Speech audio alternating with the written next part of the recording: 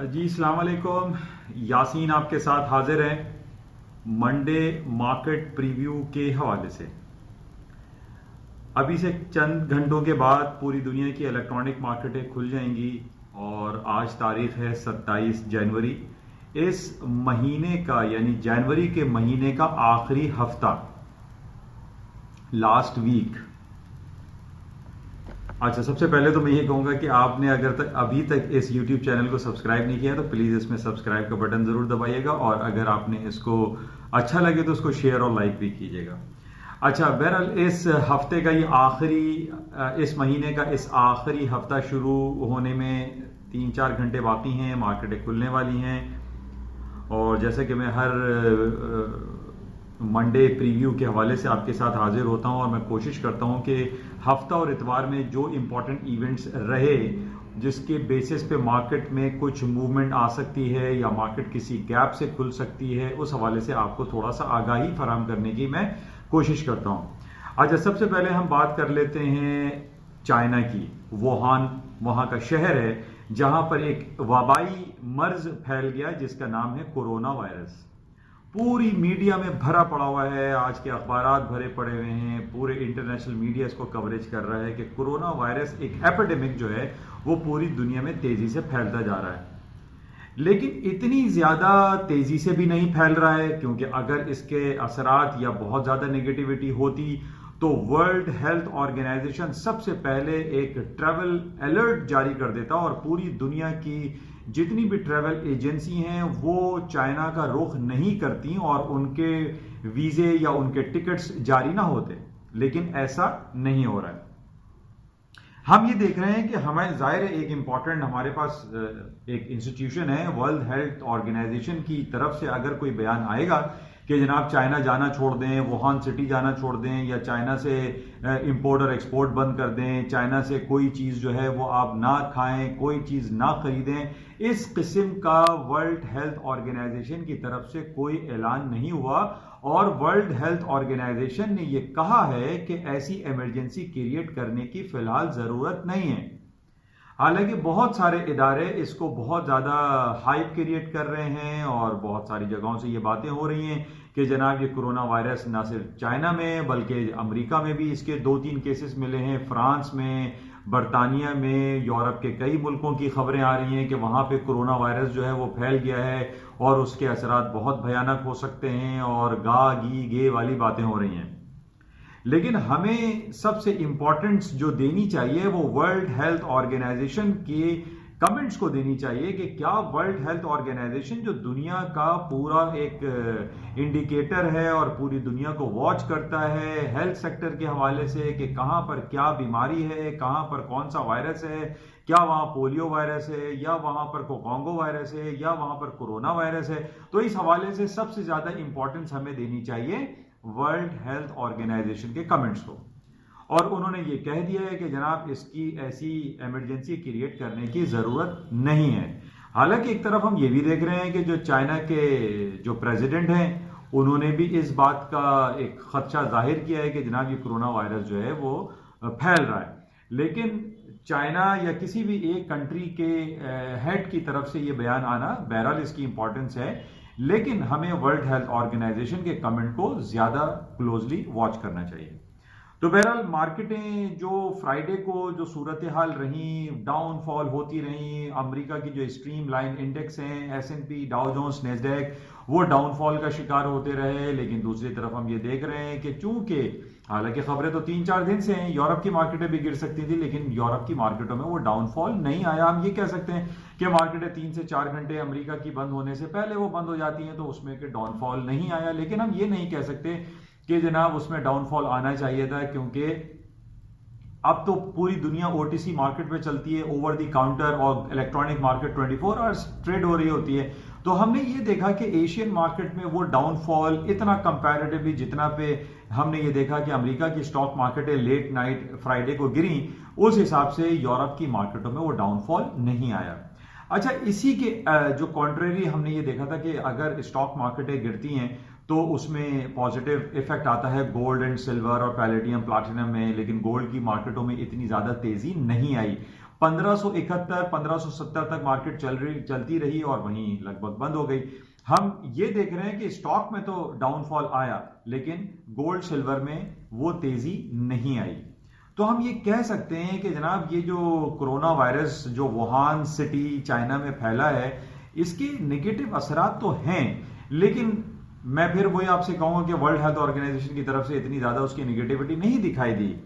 अच्छा, कुछ लेवल्स मैंने अरसे पहले भी आपको डाले थे कि जनाब S&P डाउ जोन्स नेस्डैक के ये इंपॉर्टेंट लेवल्स हैं, इसके नीचे मार्केट अगर जाती है तो देन हम ये कहेंगे कि स्टॉक मार्केटों में जो डाउनफॉल आ जाएगा या मार्केटें गिरेंगी, लेकिन ऐसी सूरत हाल बर्पा नहीं हुई।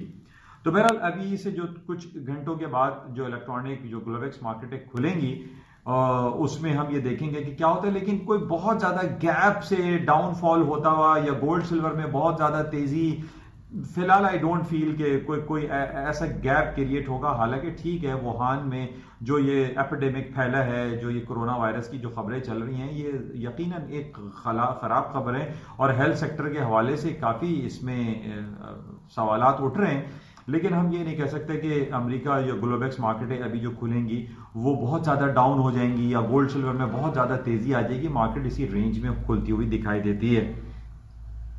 अच्छा, ये हफ्ता जैसे मैंने आपसे कहा कि जनवरी का आखिरी हफ्ता शुरू होगा चंद घंटों के बाद। बहुत बड़ा हफ्ता है, बहुत बहुत सारी खबरें हैं और बड़े बड़े इवेंट्स इस हफ्ते में होंगे।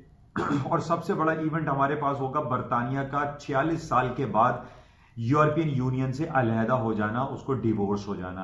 आफ्टर 1973-72 में ये जो है आपका यूरोपियन यूनियन क्रिएट हुआ था और इसके क्रिएट होने की वजह से ये थी कि यूरोप में जितने भी ममालिक हैं वो आपस में शीरो शकर होके रहें, उनकी जो ट्रेड है उनको उनकी एक ईजी ट्रेड रहे, ईज फॉर डूइंग बिजनेस जैसे पाकिस्तान में ये कहा जा रहा है, वैसे ही बैक इन 1970s में कहा गया था ईज फॉर डूइंग बिजनेस कि जनाब जितने भी यूरोपियन यूनियन के 30-35 ममालिक हैं या 29 हैं या 28 हैं, वो आपस में एक दूसरे के साथ ट्रेड करें, एक दूसरे के साथ ट्रैवलिंग करें, एक दूसरे को वीजा प्रॉब्लम खत्म कर दें, एक दूसरे की जो करेंसी एक्सचेंज की वैल्यूएशन में जो डिफरेंशिएशन आता है उसका उनको जो खमियाजा भुगतना पड़ता है वो खत्म हो गया था। लेकिन अब हम ये देख रहे हैं कि और रीशफलिंग थी कि बरतानिया और जर्मनी के और फ्रांस के और दूसरे लग्जमबर्ग के तमाम लोग एक दूसरे मुल्कों में नौकरियां करते थे, ट्रेड करते थे, इजी होता था, उनको कोई इतनी ज्यादा प्रॉब्लम नहीं थी। अब ये हफ्ता बहुत इंपॉर्टेंट होगा, 31 जनवरी जो कि फ्राइडे को आ रहा है और इस फ्राइडे को मंथ एंड भी होगा, वीकेंड भी होगा, इस हवाले से भी इस हफ्ते की बहुत ज्यादा इंपॉर्टेंस है। बरतानिया का निकलना एक सबसे बड़ी एक पता नहीं ये बैड होगा या गुड होगा, लेकिन फिलहाल तो बैड दिखाई दे रहा है क्योंकि स्टर्लिंग और यूरो की मार्केटें हम देख रहे हैं पिछले 1.5-2 महीने से उसी 150 पॉइंट के मार्केट रेंज में घूम रही हैं, लेकिन पॉजिटिव नहीं होगा। स्टर्लिंग और यूरो की मार्केटें डाउनफॉल की तरफ ही दिखाई देती हैं, इसमें ज्यादा पोटेंशियलिटी नहीं दिखाई देगी कि मार्केट ऊपर हो जाएगी, जनाब ब्रेक्जिट हो गया तो ये ऊपर चला जाएगा, फिलहाल ये दिखाई नहीं दे रहा।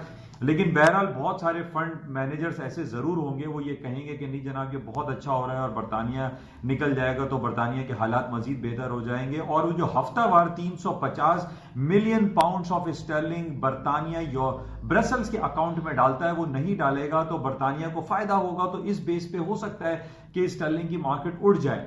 और अगर आप इसमें बाय करने में इंटरेस्टेड हैं तो मैंने पहले भी आपसे कहा था कि 2850 के नीचे के स्टॉप्स प्लेस करके स्टर्लिंग को बाय किया जा सकता है, क्योंकि जब भी आप अपना पोर्टफोलियो को मैनेज करते हैं तो मैं हमेशा आपसे इस बात का जिक्र करता हूं कि आप अपने रिस्क फैक्टर को जरूर मलहूज खातिर रखें। बगैर रिस्क फैक्टर को काउंट किए या उसको मैनेज किए बगैर अगर आप कोई एंट्री लेते हैं, मार्केट में कोई बाइंग सेलिंग करते हैं विदाउट एनी डिफाइंड रिस्क, तो वो बड़ा डेंजरस होता है। तो मैं आपको यही सलाह दूंगा कि 2850 के नीचे के कोई स्टॉप्स प्लेस करके आप स्टर्लिंग को बाय कर सकते हैं। हालांकि इस यूरो का जो लेवल था वो 10.50 का था, यानी 1.1050 का इंपॉर्टेंट लेवल था, वो ब्रेक हो गया। 10.1025 पे यूरो की मार्केट बंद हुई थी, तो उसके अकॉर्डिंगली हम ये कह सकते हैं कि माइट पॉसिबल स्टर्लिंग की मार्केट भी मजीद नीचे आए और हो सकता है कि आपको 28.5 और 29 का 2850 और 29 फिगर का जो लेवल है वहां पर आपको बाइंग अपॉर्चुनिटी वो दे दे। तो बहरहाल इसको अगर आप बाय करते हैं यूरो को और स्टर्लिंग को, तो इसमें कोई सर्टेन स्टॉप्स अपने रिस्क फैक्टर को जरूर आप मैनेज करें।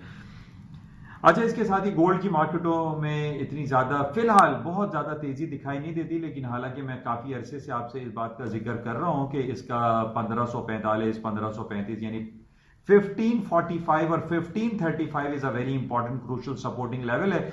इसके ऊपर अगर गोल्ड की मार्केट रहती है तो इसको ऊपर ही देखा जा सकता है, हायर साइड पे मार्केट रहेगा, क्योंकि अरब वर्ल्ड में जो जियो पॉलिटिकल सिचुएशन काफी गंभीर है, इसकी वजह से हम ये देख रहे हैं कि गोल्ड की मार्केटों में तेजी ही रहेगी, कोई बहुत बड़े गैप से खुलता हुआ दिखाई नहीं दे रहा। 1570 71 पे 1570, असल में मैं उर्दू में बोल देता हूं 1570, तो बहुत सारे मेरे जो व्यूअर्स हैं वो 1570 को समझते नहीं है, तो मैं रिपीट कर देता हूं 1570 या 1571 जो है वो बड़ा इंपॉर्टेंट लेवल है। अगर इंपॉर्टेंट मतलब क्लोज मार्केट इधर हुई थी और हायर साइड पे ज्यादा दिखाई दे रही है, क्योंकि जो भी वुहान में जो एक वायरस, कोरोना वायरस के हवाले से भी मार्केट में गोल्ड में तेजी हो सकती है और स्टॉक थोड़े से स्लाइटली हो सकता है कि डाउन हो, लेकिन बहुत ज्यादा डाउन फिलहाल दिखाई नहीं देता।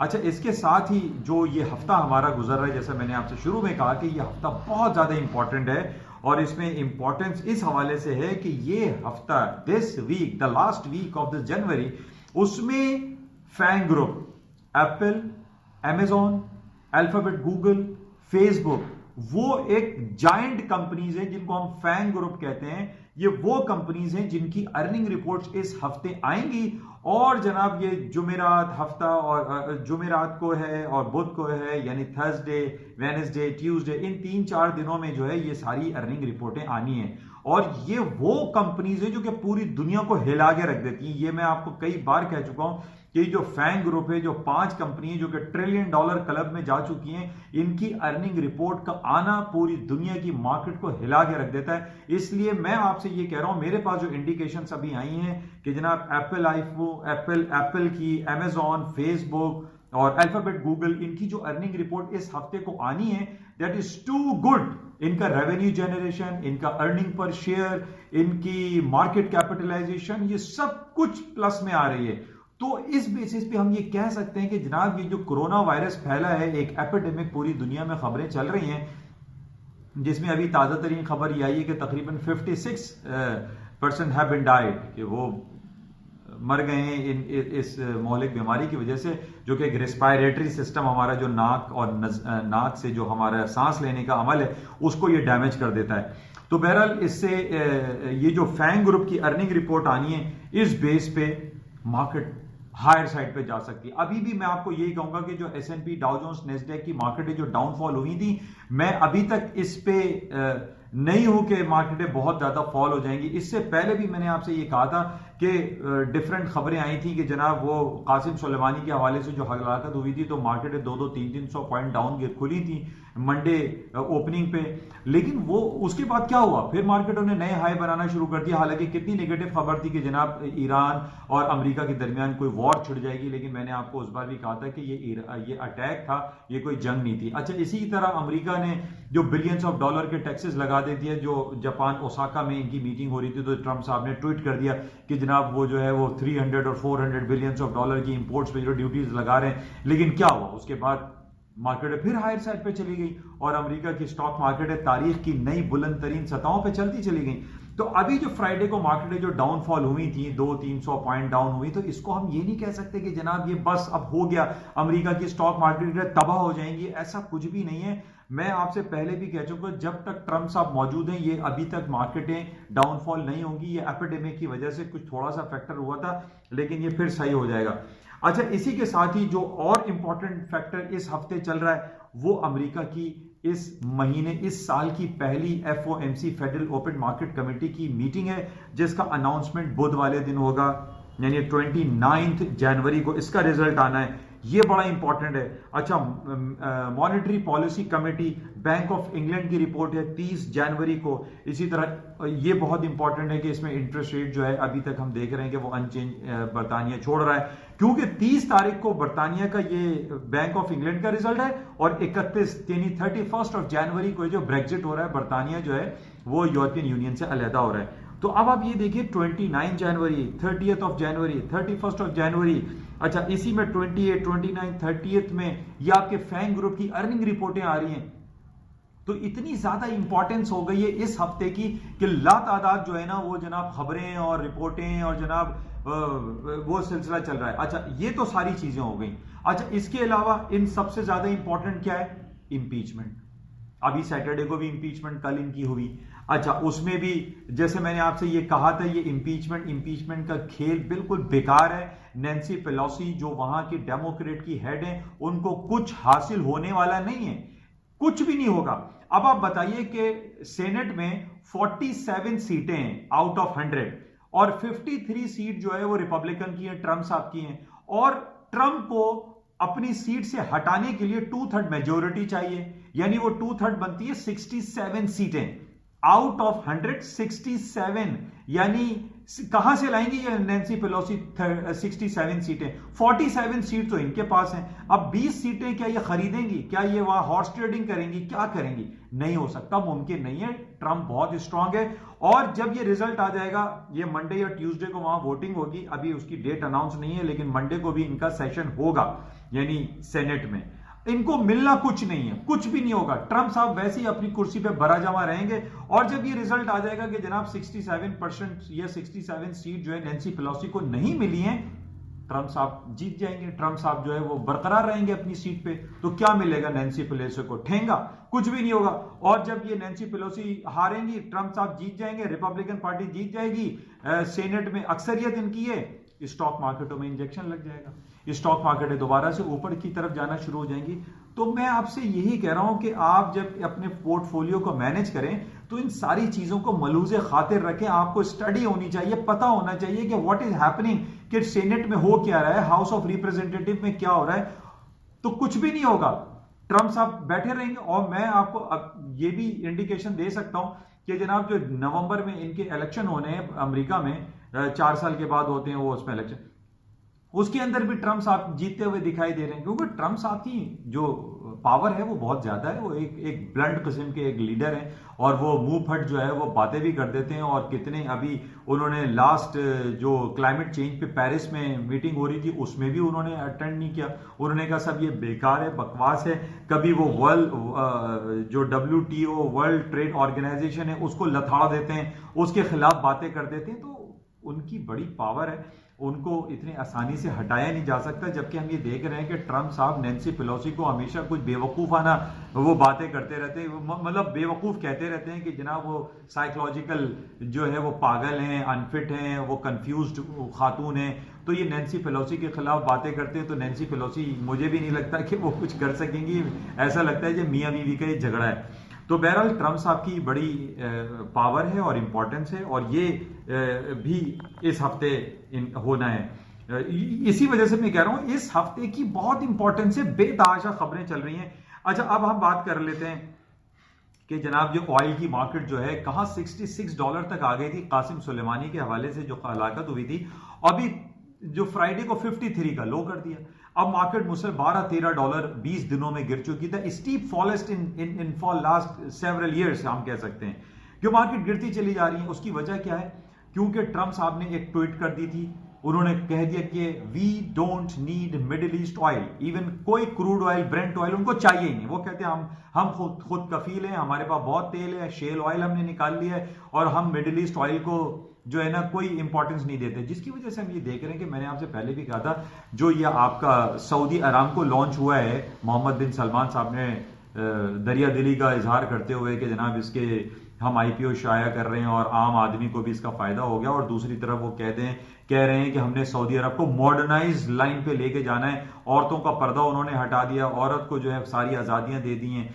तो ये सारी चीजें आ रही हैं, जबकि हम देख रहे हैं कि सऊदी अरामको के जो शेयर वैल्यू है जो कि 38 रियाल तक गया था, अभी 34 रियाल पे चल रहा है। मार्केटें डाउन हो रही हैं, तेल की कीमतें गिरती चली जा रही हैं।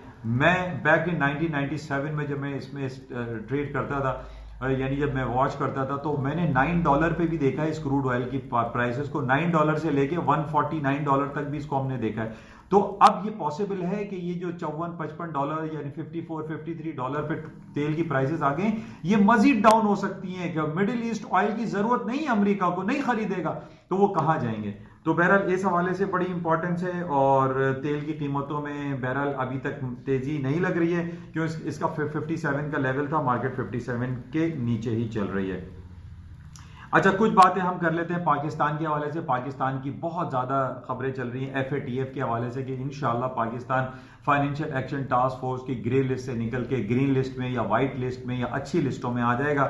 और उसमें अमेरिका ने, बरतानिया ने बहुत ज़्यादा सराहा है पाकिस्तान की कोशिशों को से, और उम्मीद है कि हम जल्द इस प्रॉब्लम से निकल जाएंगे और पाकिस्तान की स्टॉक मार्केटें भी हायर साइड पे जाएंगी और हमारी जो इकोनॉमिक सिचुएशन है वो मजीद बेहतर होगी। तो बहरहाल ये कुछ खबरें थी। और मैं आखिर में फाइनली आपसे यही कहूंगा कि आई डोंट फील कि ये जो कोरोना वायरस वुहान चाइना से मतलब फैल रहा है एपिडेमिक, इसकी वजह से मार्केट में बहुत ज्यादा कोई डाउनफॉल दिखाई आई पर्सनली फील कि कोई इतना डाउन नहीं लगता। गोल्ड की कीमतें बहरहाल ऊपर की तरफ हैं, लेकिन बहुत ज्यादा गैप फिलहाल दिखाई नहीं दे रहा। इंशाल्लाह सुबह मॉर्निंग ब्रीफिंग में आपसे दोबारा हाजिर होऊंगा और देखेंगे कि मार्केट में क्या ओपनिंग होती है और किन लेवल्स पे मार्केट चलती है। और बहरहाल जाते हुए मैं आपसे फिर कहूंगा कि ये हफ्ता हमारा बहुत इंपॉर्टेंट है, बेताशा खबरें इसमें भरी पड़ी हुई हैं और मार्केट में बहुत ज्यादा मूवमेंट दिखाई देती है। इंशाल्लाह राब्ते में रहेंगे। जाते हुए मैं आपसे फिर कहूंगा कि इस YouTube चैनल को प्लीज सब्सक्राइब जरूर कीजिएगा, अच्छा लगे तो इसको आगे शेयर भी करें, लाइक भी करें। Thank you for this, thank you.